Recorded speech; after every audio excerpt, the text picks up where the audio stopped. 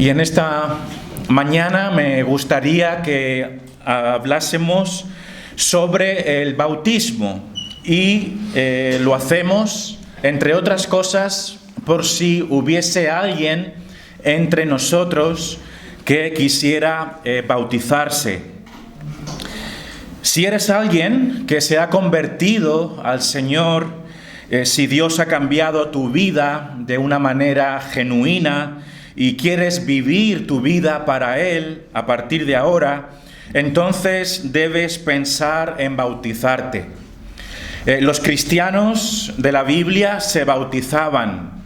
No es algo opcional, es una ordenanza del Señor Jesucristo y forma parte de esa misión de la Iglesia, que hemos de predicar el Evangelio para que haya conversiones, para que la gente crea y que sean bautizados.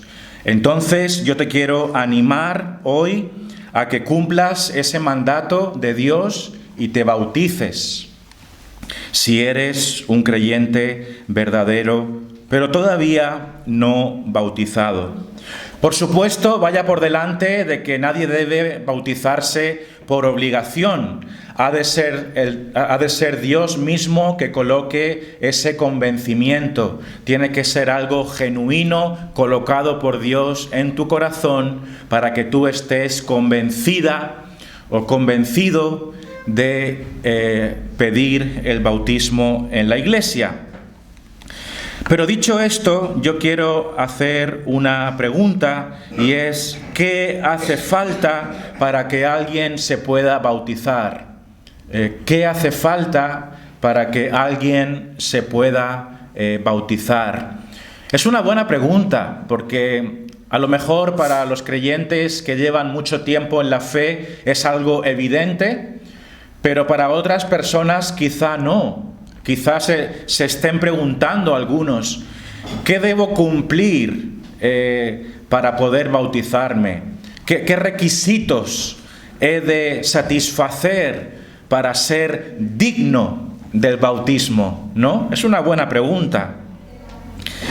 Y es posible también que tengamos ideas equivocadas acerca de esto. Es bastante probable incluso que algunas personas tengan un entendimiento un poquito distorsionado en cuanto a qué hay que cumplir para ser elegible, para ser bautizado. Alguien podría pensar: para bautizarme necesito tener un alto nivel de santidad, una vida casi perfecta. Sería natural pensar de esa manera, ¿no? Debo tener una vida de bastante santidad, debo ser muy santo para ser digno del bautismo. Alguien podría llegar a pensar así. Incluso alguien diría: yo no me bautizo porque no soy digno. Yo no me bautizo porque tengo muchos pecados. Y en cierto sentido, esa reflexión está bien, porque es verdad que si tenemos muchos pecados en nuestra vida, es probable que a lo mejor no seamos cristianos. Y esa reflexión no está mal. Pero dicho eso, también es un error pensar que debamos esperar a ser muy santos para poder bautizarnos. ¿Por qué? Pues porque la vida del creyente es un largo camino que dura toda la vida, y siempre vamos a estar con pecados, ¿no? Siempre vamos a estar con pecados. Y cuando la gente se bautiza en la Biblia, no es porque haya llegado a un nivel súper elevado de santidad y por lo tanto eres digno de bautizarte. No, eso no es así. Aunque anhelamos la santidad y hemos de esforzarnos para ser santos, y hemos de pedir al Espíritu Santo de Dios que nos santifique más y más. Anhelamos ser santos, y de eso se trata la vida cristiana en realidad. Es un camino de santificación. Pero no esperes a ser mucho más santo para bautizarte. Si has creído de corazón en el Señor Jesucristo, ¿Te has arrepentido de tus pecados? Bien puedes bautizarte. Otro error sería pensar que para poder bautizarme debo saber mucho sobre la Biblia y saber mucho sobre teología, ¿no? Podríamos pensar, es que yo no sé acerca de la Biblia, sé poquito. Por lo tanto, no soy digno de bautizarme, porque, por ejemplo, cuando tengo que hablar con otra persona, no sé explicar las cosas de Dios, tengo algunas dudas también, no me entero mucho, mi conocimiento no es muy grande. Hermanos, aprovecho la ocasión para exhortaros a que crezcamos en el conocimiento de la Biblia, en que crezcamos en nuestro hábito de lectura. Pero tampoco es necesario ser un doctor en teología para poder bautizarte.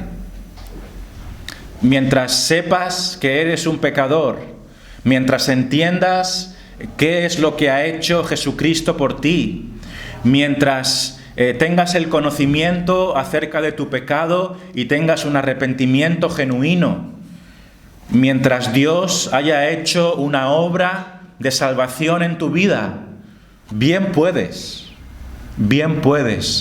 bautizarte. Y por supuesto, ojalá que puedas ser un doctor en teología en el futuro, ¿no? Hemos de esforzarnos en aprender acerca de las Escrituras, pero no es un requisito, gracias a Dios, para bautizarnos. En pocas palabras, no pensemos que debemos ser súper cristianos para ser dignos del bautismo. Nadie es un súper cristiano. No pensemos que debamos ser súper cristianos para ser dignos del bautismo. Nadie es digno. Solo el Señor es digno. Pero veamos entonces qué nos enseña el Señor en la Biblia en cuanto a los requisitos del bautismo, al menos en este texto de Romanos 6 del 1 al 4. Romanos 6 del 1 al 4. Son palabras que ya hemos leído, pero vamos a repetirlas. Dice así: ¿qué pues diremos? ¿Perseveraremos en el pecado para que la gracia abunde? En ninguna manera, porque los que hemos muerto al pecado, ¿cómo viviremos aún en él? ¿O no sabéis que todos los que hemos sido bautizados en Cristo Jesús, hemos sido bautizados en su muerte? Porque somos sepultados juntamente con Él para muerte por el bautismo, a fin de que como Cristo resucitó de los muertos por la gloria del Padre, así también nosotros andemos en vida nueva. Primero, entendamos un poco el contexto de estas palabras. ¿Cuándo fueron dichas y por qué? El contexto de estas palabras. Bien, al final del capítulo 5, el capítulo previo, el capítulo anterior, al final del capítulo 5 de Romanos, Pablo ha estado hablando sobre la abundancia de la gracia de Dios. Ese ha sido el énfasis de la última parte del versículo anterior. Pablo nos ha dicho que la gracia de Dios es grande, que Dios es un Dios perdonador, un Dios paciente y un Dios de gracia. Eso es lo que nos está enfatizando Pablo justo antes de decir estas palabras. Lo puedes ver, si tienes la Biblia, aquí en Romanos 5, en los versículos 20 y 21. Fíjate, por ejemplo, en el verso 20, dice: pero la ley se introdujo para que el pecado abundase, mas cuando el pecado abundó, sobreabundó la gracia, Ahí está el énfasis de la abundante gracia de Dios. Esta frase nos dice que la ley se introdujo para que el pecado abundase. ¿Eso qué quiere decir? Pues que la ley de Dios, los mandamientos, aquellas cosas que nosotros debemos hacer, como se nos predicó hace poco, si no me estoy equivocado, el propósito de la ley es que el pecado abunde. ¿Eso qué quiere decir? Pues que cuando nos miramos en la ley de Dios, podemos ver nuestros pecados. ¿Entendemos eso? Cuando nos miramos en la ley de Dios, nos damos cuenta de que es una ley perfecta que no podemos cumplir y por lo tanto nuestros pecados sobresalen, son evidentes. Por eso dice aquí que la ley se introdujo para que el pecado abundase. La ley sirve para hacer ver la abundancia de nuestros pecados. Mas cuando el pecado abundó, cuando nuestros muchos pecados fueron puestos a la luz, sobreabundó la gracia, esa maravillosa gracia, el perdón de Dios que cubre la multitud de los pecados. Qué maravilloso, ¿no? Grande es nuestro pecado, pero mayor es la gracia de Dios que cubre todos nuestros pecados. Entonces el énfasis es la abundancia de la gracia. Versículo 21 dice, para que así como el pecado reinó para muerte, así también la gracia reine por la justicia para vida eterna mediante Jesucristo, Señor nuestro. Y aquí se ve de nuevo este énfasis en la gran gracia de Dios. Se nos dice que el pecado era poderoso, ¿no? Tenía autoridad el pecado. Es una lacra. Y dice el texto, para que así como el pecado reinó para muerte, el pecado reinó, el pecado reina en este mundo para muerte. Es una fuerza grande. El pecado reinó. Es un tema de autoridad. El pecado esclaviza a la gente. Es una fuerza poderosa, la de Satanás. Pero aunque el pecado reinó para muerte, así también la gracia reinó para vida. Amén. La gracia de Dios es mayor. Como cantamos hace poco, ¿no? Mis faltas son muchas, su gracia es mayor. Gloria a Dios. Entonces, este es el énfasis que tenemos aquí, y el énfasis es la gran gracia de Dios para el perdón de los pecados. Dios es un Dios de perdón, de amor, de misericordia, y tú puedes venir a Él, confesar toda tu maldad, y si lo haces de corazón, tienes el perdón de Dios para siempre. Y en este contexto, que es la abundante gracia de Dios, ¿no? Vemos entonces dos cosas que nos trae el texto de hoy y que deben ser dos realidades en la vida de toda persona que se quiera bautizar. Entonces vamos a ver estos dos requisitos importantes para cualquier persona que se esté planteando bautizarse. Este es el título de mi predicación: 2 requerimientos para el bautismo. 2 requerimientos para el bautismo. Si tú te quieres bautizar, debes cumplir esto. Tiene que ser una realidad estas dos cosas. 2 requerimientos para el bautismo. El primero, el cristiano ya no vive en constante pecado. El cristiano, la mujer cristiana, ya no vive en constante pecado. Por definición, no hay cristiano que viva en pecado. Es imposible. Es imposible.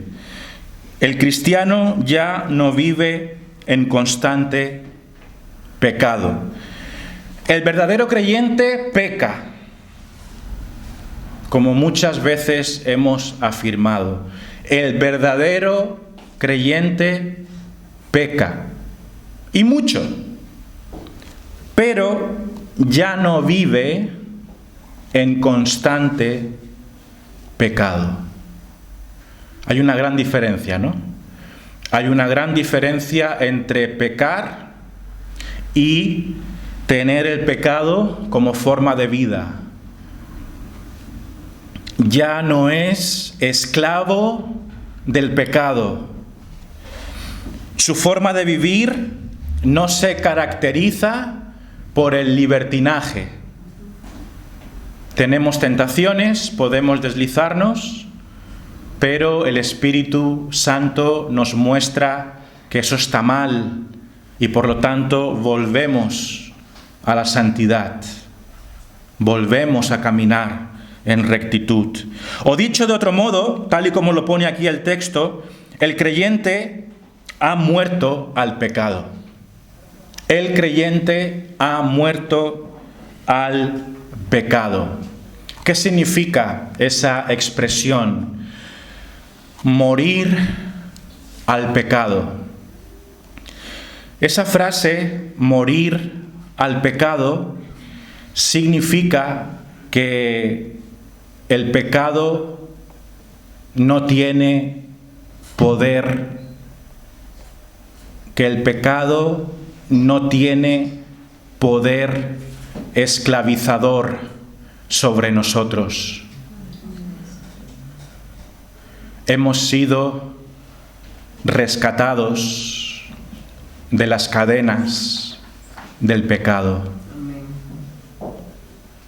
El que dice que ha sido convertido, por definición, ha sido redimido ya. Y ser redimido significa ser liberado, ser rescatado de la esclavitud del pecado. Por lo tanto, es imposible, escuchemos bien, es imposible que un verdadero cristiano siga siendo esclavo del pecado. Es imposible.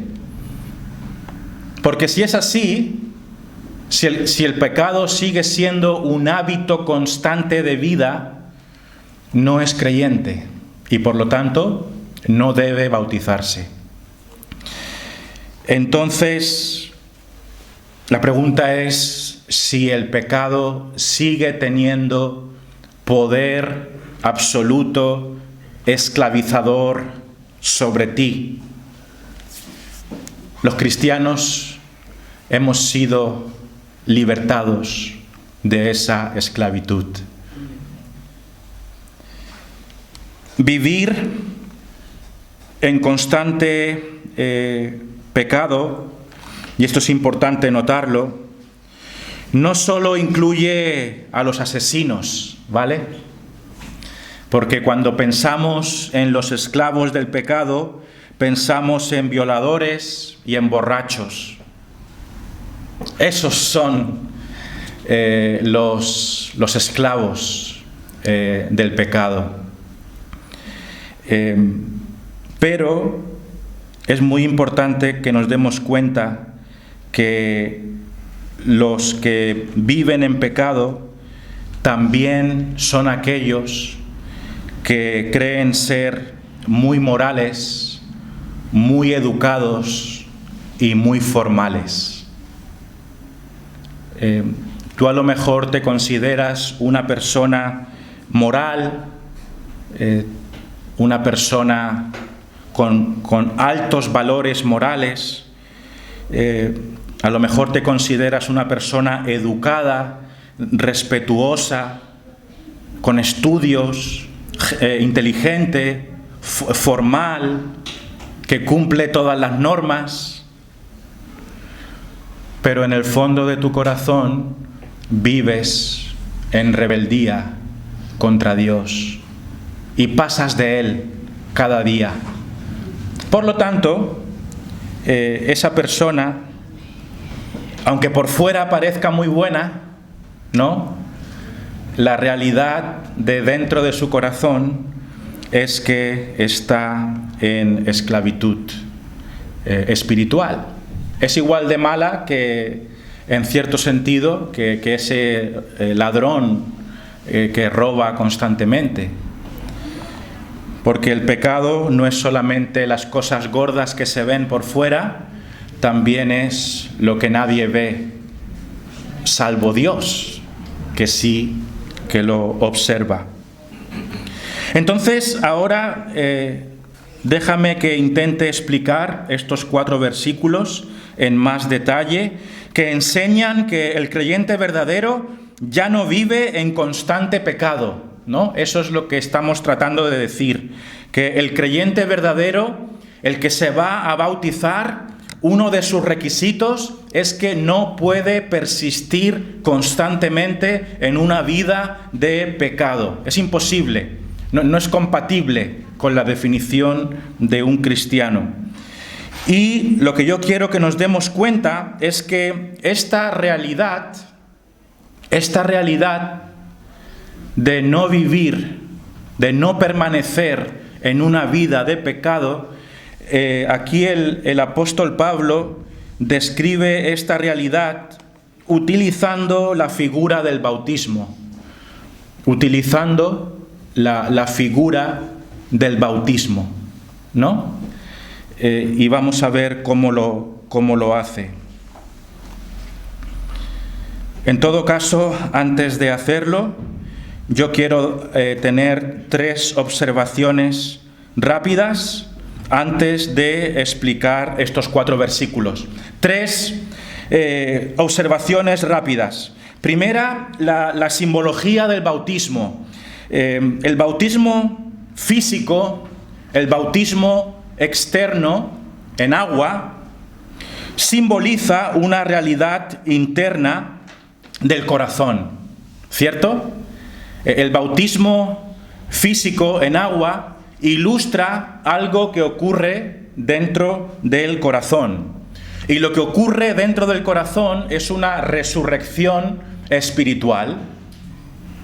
Hemos resucitado espiritualmente y el bautismo, según este texto, parece ser que ilustra esa resurrección espiritual en unión con Cristo.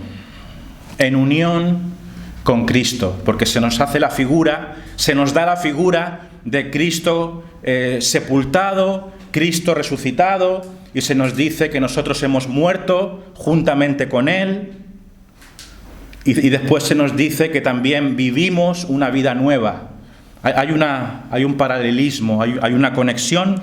Entonces, lo que quiero notar aquí, y es algo muy importante, que todos debemos recordar. Aquí hay una doctrina que se llama la de la resurrección espiritual. La resurrección espiritual. Y esa doctrina es la misma que la del nuevo nacimiento. Y esa doctrina es la misma que la regeneración. Entonces, siempre que encuentres en la Biblia resurrección espiritual, nuevo nacimiento o regeneración, acordémonos de esto, esas 3 expresiones hablan del mismo evento.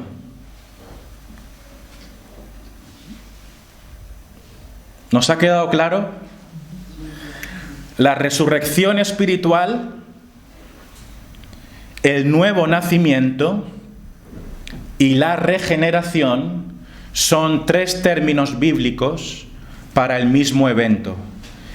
Y ese evento es que Dios cambia tu corazón, eres una nueva criatura, pasas de muerte a vida, en fin, podríamos decir varias cosas, que hablan de lo mismo. Regeneración igual nuevo nacimiento, igual resurrección espiritual. La segunda cosa es el tema de la forma del bautismo. Esto no es que sea súper importante, pero bueno, tiene su importancia. Repito, no es súper importante, no nos vamos a matar por esto, pero tiene su importancia. Los bautistas tradicionales hemos creído en el bautismo por inmersión, entre otras cosas porque nos fijamos en este versículo, ¿no? Parece haber un paralelismo, parece haber una simbología de una sepultura y de un levantamiento en la resurrección de Cristo, y de alguna manera el bautismo por inmersión ilustra esa bajada a las aguas y esa subida para una nueva vida.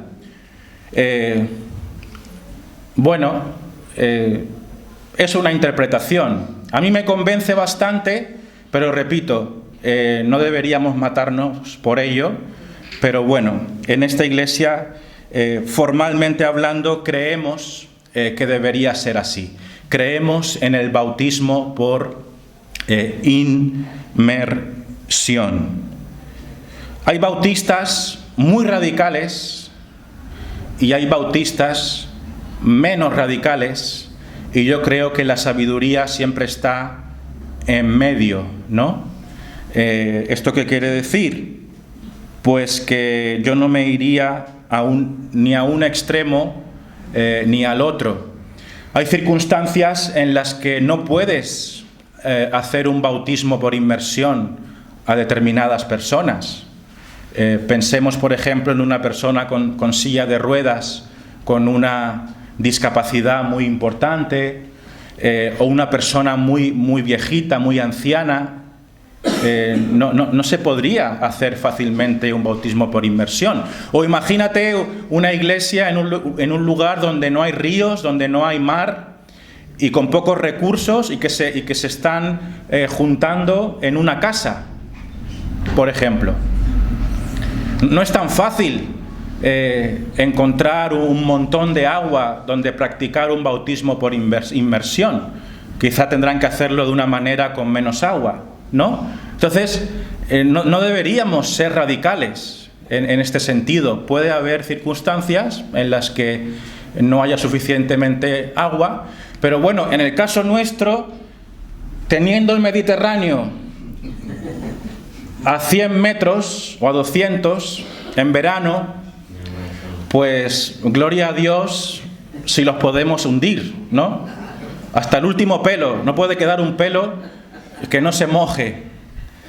Y yo creo que en este sentido no tenemos problemas en practicar el bautismo por inmersión, pero repito, de todo esto, este punto es un poquito más secundario que lo más importante, ¿no? Y es que la persona que se bautice conozca a Dios de verdad. Debemos poner la importancia allí donde se merece. Y el otro punto que quiero decir es una advertencia. Tristemente puede ocurrir que alguien se bautice sin haber experimentado lo que el bautismo simboliza. Tristemente, y nos pueden engañar, hay personas que se bautizan y desaparecen de la iglesia, ya nunca más se les ve. ¿Por qué? Pues porque en su vida no hubo nunca una verdadera conversión, fue una mentira, fue una apariencia, fue algo intencionado o no, pero no hubo un nuevo corazón.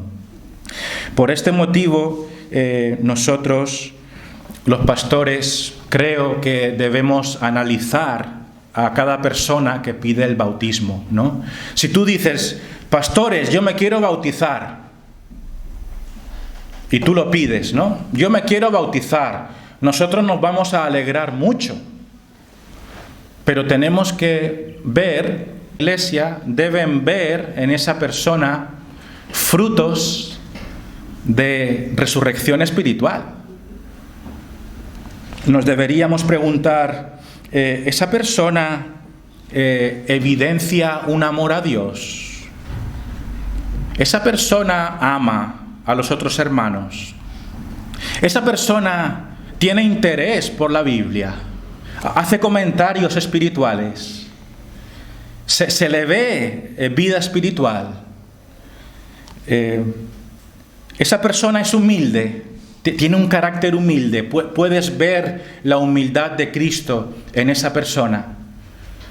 Si es que no, si es que tenemos dudas de eso, los pastores le vamos a decir, mira, nos alegra mucho tu deseo, pero con todo amor y todo cariño es mejor que esperes, porque no logramos ver en ti estos frutos, ¿no? Y esto es importante también. Entonces, esto eran 3 comentarios: la simbología del bautismo, la forma del bautismo y una advertencia. Y es que podemos bautizarnos sin ser cristianos. Y es algo no tan raro que ocurra, ¿no? Tristemente. Ahora sí, vamos a tratar de explicar estos versos. Dice aquí en capítulo 6, del 1 al 4, ¿qué pues diremos? ¿Perseveraremos en el pecado para que la gracia abunde? En ninguna manera, porque los que hemos muerto al pecado, ¿cómo viviremos aún en él? ¿O no sabéis que todos los que hemos sido bautizados en Cristo Jesús hemos sido bautizados en su muerte? Porque somos sepultados juntamente con Él para muerte por el bautismo, a fin de que como Cristo resucitó de los muertos por la gloria del Padre, así también nosotros andemos en vida nueva. Entonces, ¿qué pues diremos? ¿Perseveraremos en el pecado para que la gracia abunde? Una persona que se va a bautizar no persevera en el pecado. Este texto dice, ¿qué pues diremos? Esa pregunta, ¿por qué se hace? ¿Qué pues diremos? ¿Con qué está conectada esa pregunta? ¿Recordáis cuál era el tema del capítulo anterior? ¿Cuál era? La abundante gracia de Dios.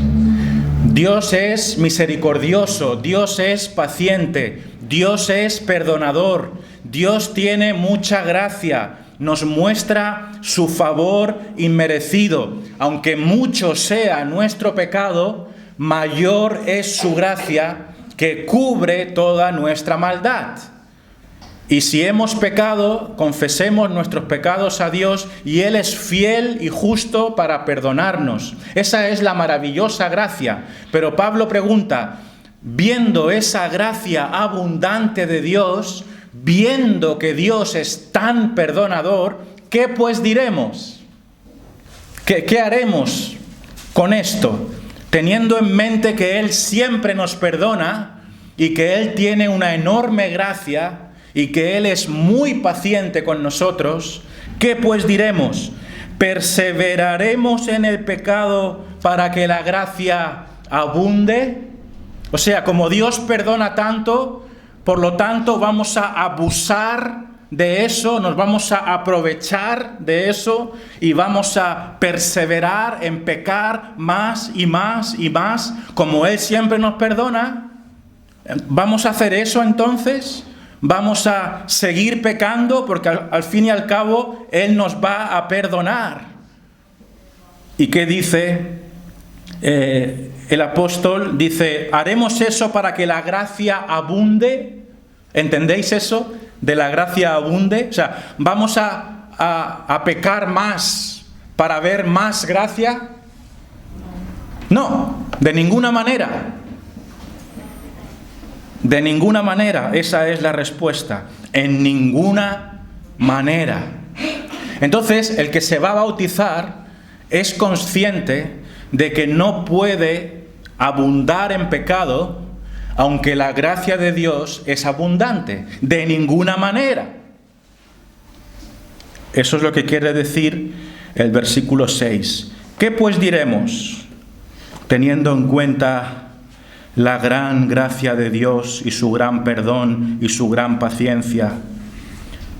¿Seguiremos pecando? ¿Perseveraremos en el pecado para que la gracia abunde? La respuesta es no. No seguiremos pecando. Dejaremos de pecar. En ninguna manera. ¿Por qué? Porque los que hemos muerto al pecado, ¿cómo viviremos aún en él?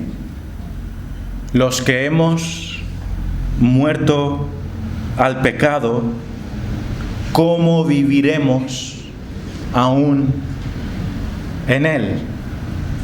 Entendemos estas palabras, ¿no? Los que hemos muerto al pecado, nosotros cristianos hemos muerto al pecado. ¿Qué significaba eso?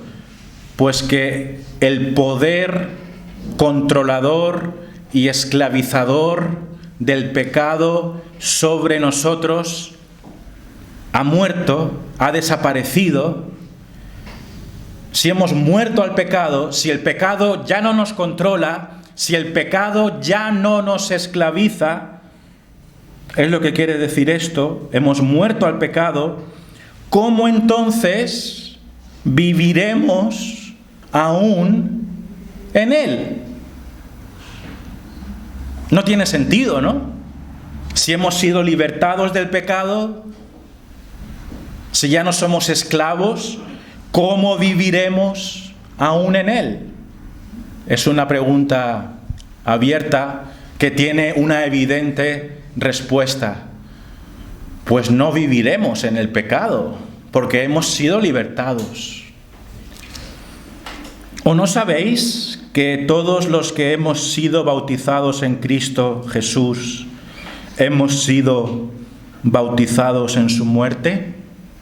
Aquí el apóstol nos dice algo que todos debemos saber, ¿no? Dice, ¿o acaso no sabéis?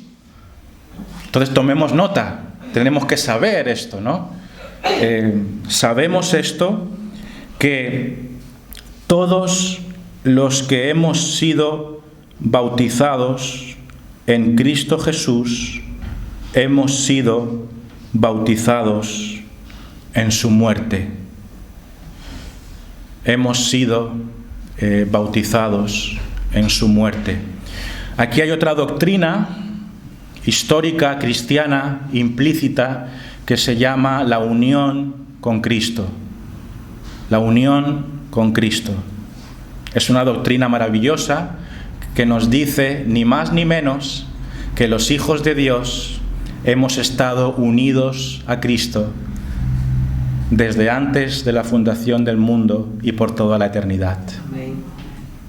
Esa es la unión con Cristo. Fuimos escogidos, dice la Biblia, en Él antes de la fundación del mundo. ¿Desde cuándo se remonta nuestra unión espiritual con Cristo? Desde siempre. Y en este caso nos está diciendo el texto que los que hemos sido bautizados en Cristo Jesús, hay tal cosa como ser bautizado en Cristo Jesús, hemos sido bautizados en su muerte. Hemos sido bautizados en su muerte.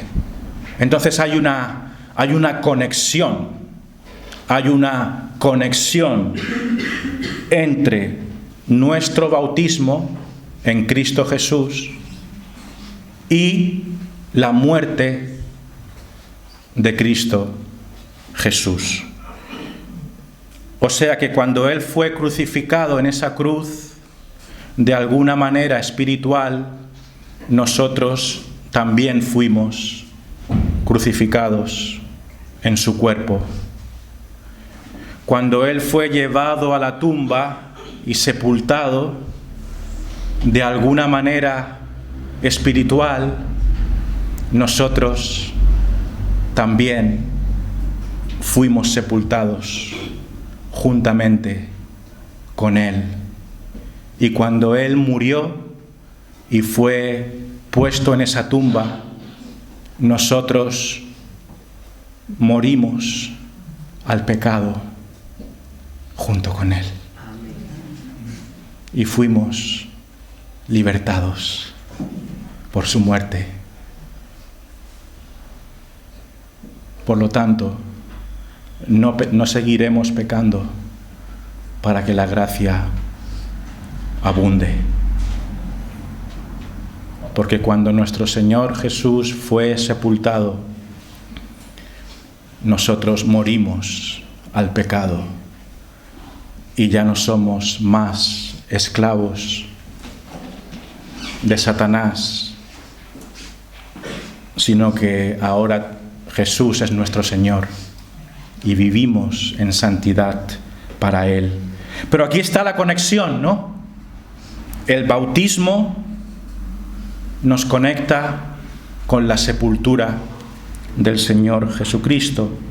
Dice el versículo 4, porque somos sepultados juntamente con Él.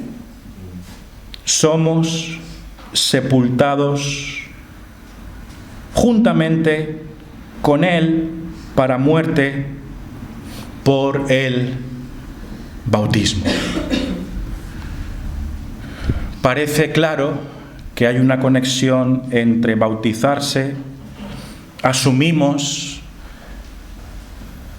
que hay un bautismo espiritual, bautismo del Espíritu Santo en este momento también juega un papel, ¿no? Pero eso es reflejado, ilustrado externamente en el agua. Y dice aquí, somos sepultados, somos colocados en una tumba, por así decirlo, espiritualmente hablando, juntamente con Él. Ahí está la unión con Cristo, para muerte por el bautismo. O sea que en el bautismo morimos. ¿Estaría bien decir eso? Sí, en el bautismo morimos para el mundo, morimos a nuestra vida de rebeldía, morimos a la desobediencia, para ser resucitados para una vida nueva, de obediencia, de fidelidad, de libertad. Hemos sido libertados. Porque somos sepultados juntamente con Él para muerte por el bautismo, a fin de que como Cristo resucitó de los muertos por la gloria del Padre, así también nosotros andemos en vida nueva. Esta última parte ya es la parte positiva, ¿no? Y ese será nuestro siguiente punto. Pero quiero hacer un pequeño resumen. Si te quieres bautizar, esto debe ser una evidencia en tu vida. 3 cosas. Ya no persistes en el pecado. Ya no abusas de la gracia de Dios. Eso es un síntoma evidente que tiene que haber en cualquier persona que se quiera bautizar. Si tú dices, yo me quiero bautizar, una de las primeras cosas que los hermanos, no solo los pastores, los hermanos tienen que ver en ti es, esta persona persiste en el pecado. Muestra un patrón constante de arrogancia, de egoísmo, de indiferencia, de desprecio a los hermanos. Eso es lo que es esta persona. Si es así, le vamos a negar el bautismo. Pero si esa persona, en cambio, muestra humildad, muestra frutos, con mucho gusto le bautizaremos. La segunda realidad es que has muerto al pecado, por tanto, ya no tiene poder esclavizador sobre ti. Ya no eres un esclavo. Luchas contra esas tentaciones, puedes deslizarte, todos nos deslizamos en cuanto a nuestras adicciones pasadas, no desaparecen por arte de magia, ¿no? Tristemente. El viejo hombre, como dijo Lutero, creo, sabe nadar.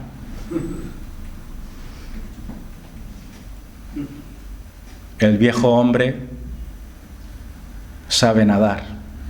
Nos gustaría que se quedara en el fondo del agua bautismal para siempre, pero resurge.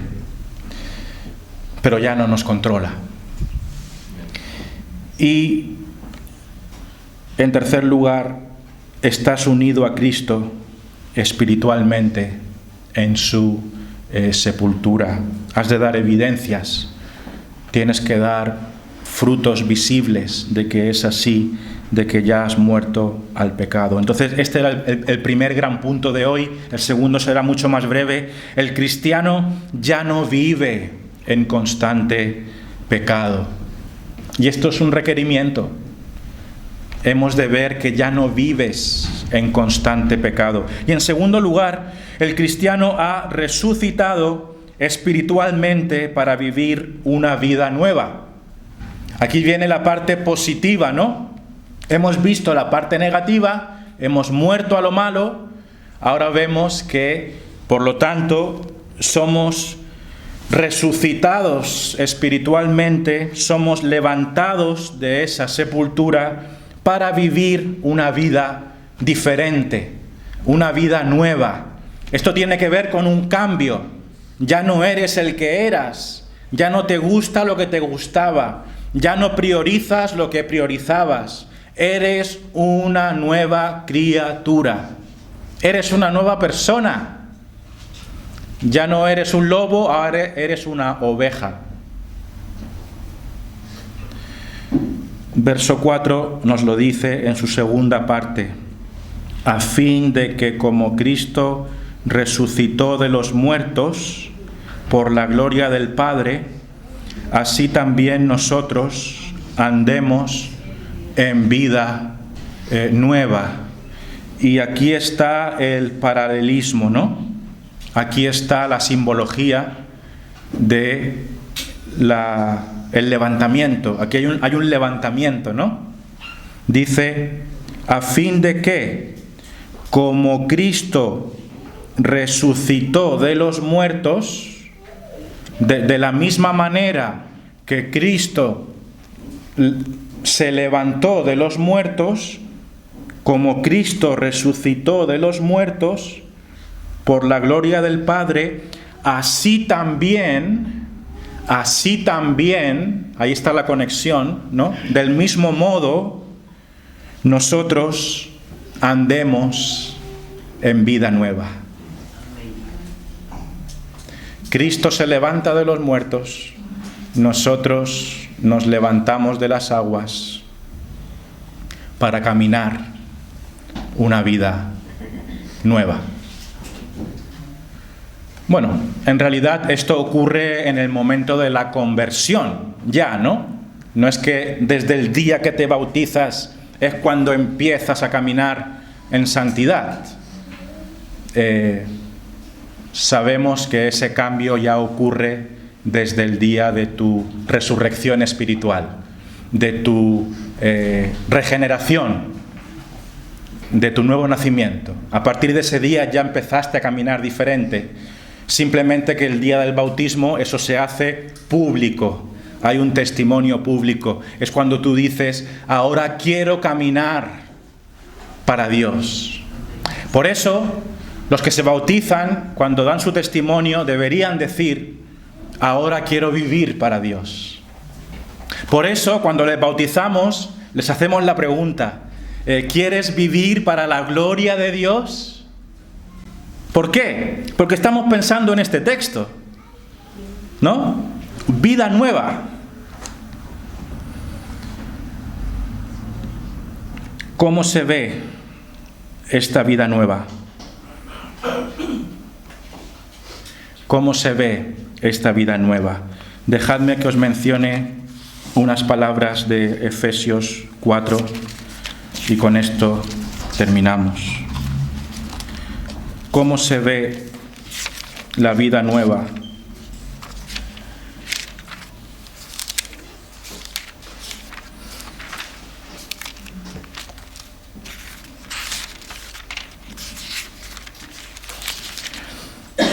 En Efesios capítulo 4, del 20 al 30,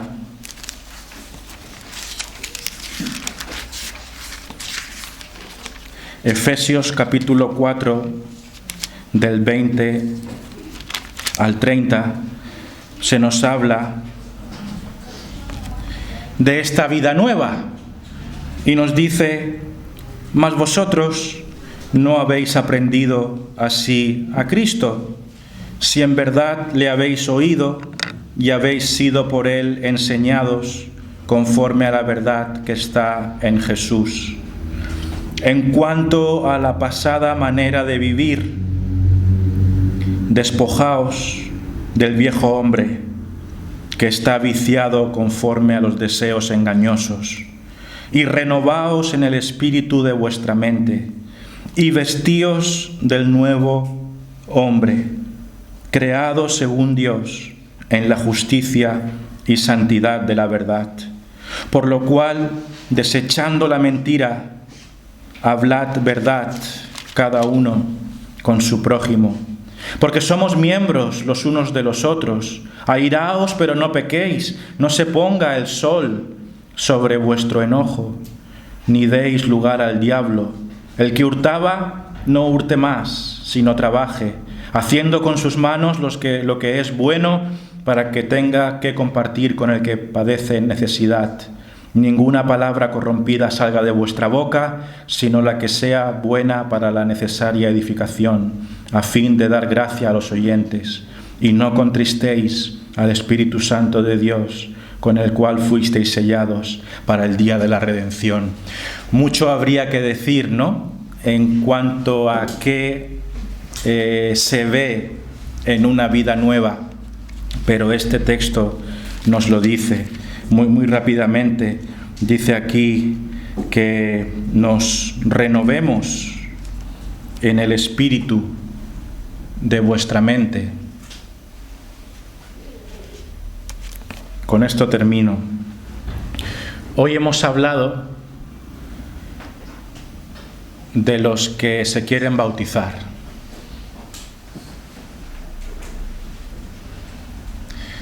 Pero yo pregunto si los que llevamos 10 años en la fe, o 20, o 30, no necesitábamos este mensaje también.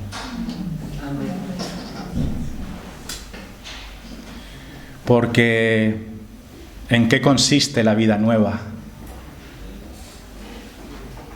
En renovarnos.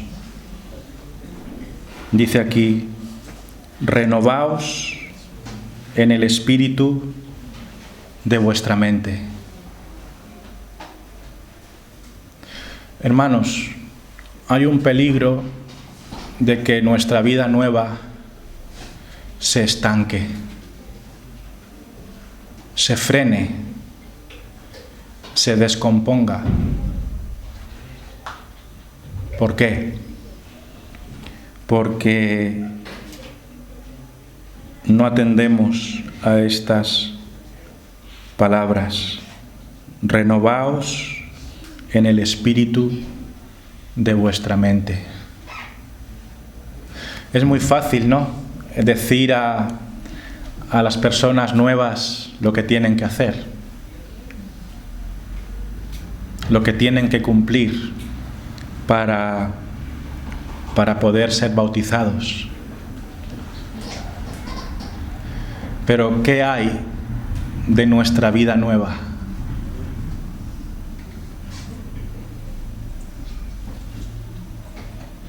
¿Qué hay de nuestra vida nueva de crecimiento en Cristo? ¿Nos hemos olvidado? ¿Qué hay de esta renovación? La vida nueva se renueva cada día. ¿Cómo?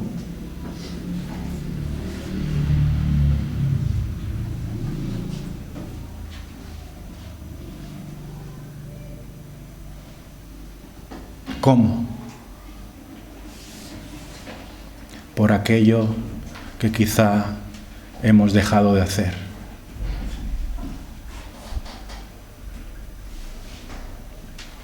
Comunión con Dios, meditación en las Escrituras, disciplina espiritual. Así renovamos nuestra mente. La vida nueva no es algo de una vez. La vida nueva se renueva cada día. Y esto es un gran peligro, hermanos. Es un grave peligro.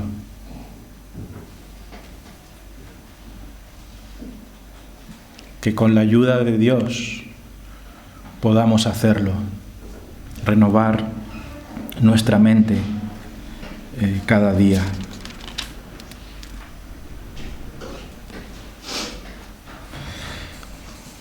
Conclusión, ¿qué hace falta para que te puedas bautizar? No tienes que ser perfecto ni casi perfecto, no es necesario. Lo que hace falta es que te hayas convertido. No tienes que tener un alto conocimiento de las Escrituras para bautizarte, aunque tu objetivo debe ser tener un alto conocimiento de las Escrituras. Hermanos, os voy a confesar algo. Estamos un poco preocupados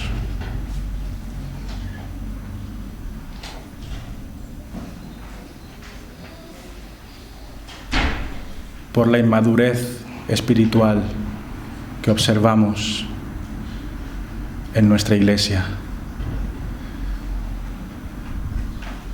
Empezando por nosotros mismos los pastores. Necesitamos tomarnos más en serio las Escrituras. Tenemos gente que no lee la Biblia.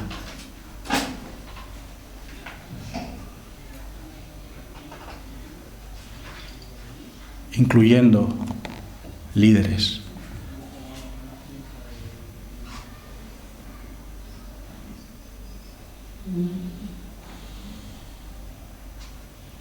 Ya no pido que leamos libros, solamente pido que el Señor nos ayude a leer la Biblia.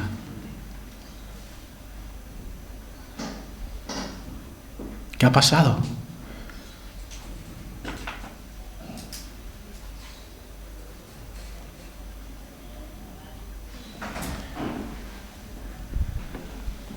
Hay problemas familiares, hay problemas de decadencia espiritual.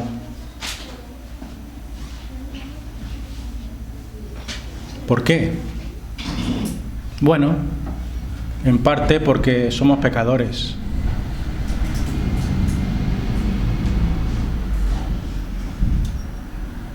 Pero en buena parte es porque hemos descuidado nuestras disciplinas.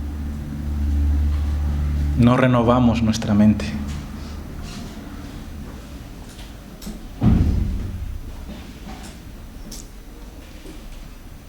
¿Estáis de acuerdo?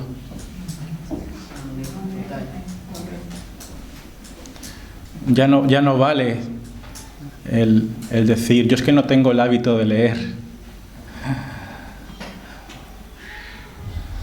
Bueno, parafraseando al Nuevo Testamento, el que no leía, que ahora lea.